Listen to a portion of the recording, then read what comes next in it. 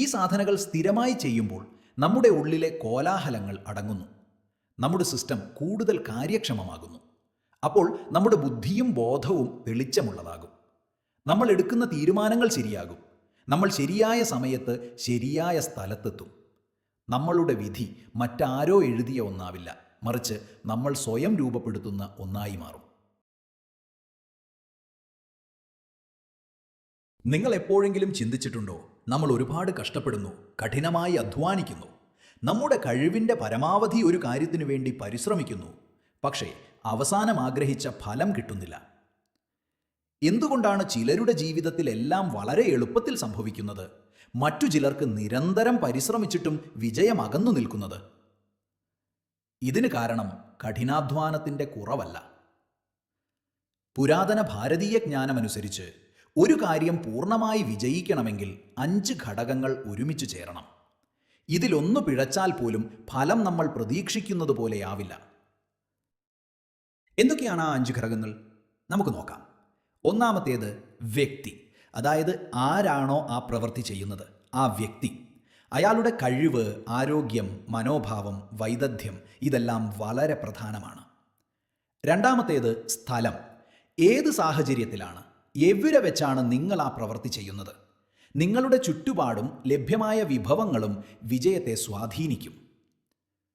മൂന്നാമത്തേത് അധ്വാനം, നിങ്ങളുടെ പ്രയത്നം, എത്രത്തോളം ആഴത്തിലും ശ്രദ്ധയിലും നിങ്ങൾ ആ കാര്യത്തിനു വേണ്ടി പ്രവർത്തിക്കുന്നു എന്നത്.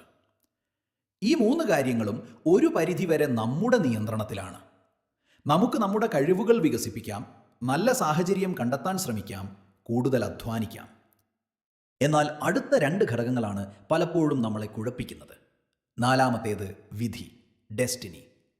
അഞ്ചാമത്തേത് ദൈവികമായ കൃപ, ഗോഡ്സ് ഗ്രേസ്. പലരും വിചാരിക്കുന്നത് ഈ വിധിയും ദൈവകൃപയും നമ്മുടെ കയ്യിലുള്ള കാര്യങ്ങളല്ല എന്നാണ്. എന്നാൽ ഈ ഘടകങ്ങളെയും നമുക്ക് അനുകൂലമാക്കി മാറ്റാൻ സാധിക്കും എന്നാണ്. അതെങ്ങനെയാണ്? അതിൻ്റെ താക്കോലാണ് ഘർഷണം അഥവാ ഫ്രിക്ഷൻ, കുറയ്ക്കുക എന്നത്. എന്താണ് ഈ ഘർഷണം? അത് നമ്മുടെ ഉള്ളിൽ നടക്കുന്ന നിരന്തരമായ സംഘർഷമാണ്. നമ്മുടെ ശരീരം ഒരു ദിശയിലേക്ക് പോകാൻ ആഗ്രഹിക്കുന്നു, നമ്മുടെ മനസ്സ് വേറെ എവിടെയോ അലഞ്ഞു നടക്കുന്നു, നമ്മുടെ ഊർജം മറ്റെന്തൊക്കെയോ ചിന്തകളിൽ നഷ്ടപ്പെടുന്നു. ഇങ്ങനെ ശരീരം, മനസ്സ്, ഊർജം ഇവ 3 വഴി കിഴിയുമ്പോൾ നമ്മുടെ ഉള്ളിൽ വലിയൊരു ഘർഷണം രൂപപ്പെടുന്നു. ഈ ഘർഷണം നമ്മുടെ ജീവിതയാത്രയെ ഒരു ഭാരമാക്കി മാറ്റുന്നു.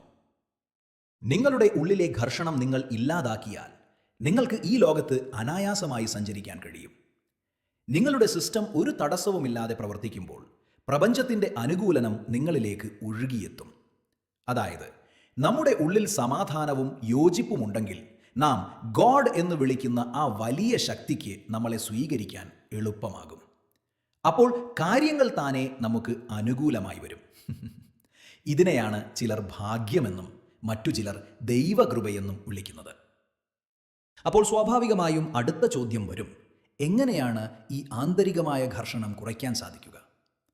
അതിനുള്ള ഏറ്റവും ശാസ്ത്രീയമായ മാർഗമാണ് യോഗ. യോഗ എന്ന് പറയുന്നത് വെറും ശാരീരിക വ്യായാമങ്ങളല്ല.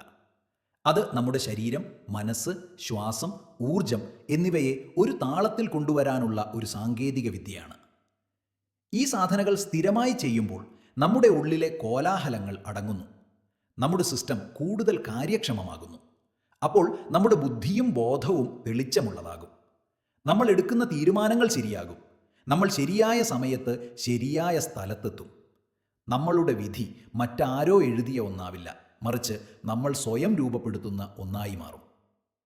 അതുകൊണ്ട് അടുത്ത തവണ നിങ്ങളുടെ പരിശ്രമങ്ങൾ വിജയിക്കുന്നില്ല എന്ന് തോന്നുമ്പോൾ പുറത്തുള്ള സാഹചര്യങ്ങളെ മാത്രം പഴിക്കാതെ ഒരു നിമിഷം ഉള്ളിലേക്ക് നോക്കുക. നിങ്ങളുടെ ഉള്ളിൽ ഒരുപാട് സംഘർഷങ്ങളുണ്ടോ? നിങ്ങളുടെ ജീവിതം ഒരു ഭാരമായിട്ടാണോ മുന്നോട്ടു പോകുന്നത്? ഉത്തരം അതെ എന്നാണെങ്കിൽ നിങ്ങളുടെ ഉള്ളിലെ ഘർഷണം കുറയ്ക്കാനുള്ള വഴികൾ തേടുക. യോഗയും മറ്റ് ആന്തരിക സാധനങ്ങളും പരിശീലിക്കുക. നിങ്ങളുടെ ഉള്ളം ശാന്തമാകുമ്പോൾ പുറത്തുള്ള ലോകം നിങ്ങൾക്ക് അനുകൂലമായി മാറുന്നത് നിങ്ങൾക്ക് സ്വയം അനുഭവിച്ചറിയാൻ സാധിക്കും. ഓർക്കുക, നമ്മുടെ ജീവിതത്തിൻ്റെ ശില്പികൾ നമ്മൾ തന്നെയാണ്. ഈ വീഡിയോ നിങ്ങൾക്കൊരു പുതിയ ചിന്ത നൽകി എന്ന് വിശ്വസിക്കുന്നു. നിങ്ങളുടെ അഭിപ്രായങ്ങളും സംശയങ്ങളും താഴെ കമൻറ്റ് ബോക്സിൽ രേഖപ്പെടുത്തുക. മറ്റൊരു വിഷയവുമായി വീണ്ടും കാണാം. നന്ദി, നമസ്കാരം.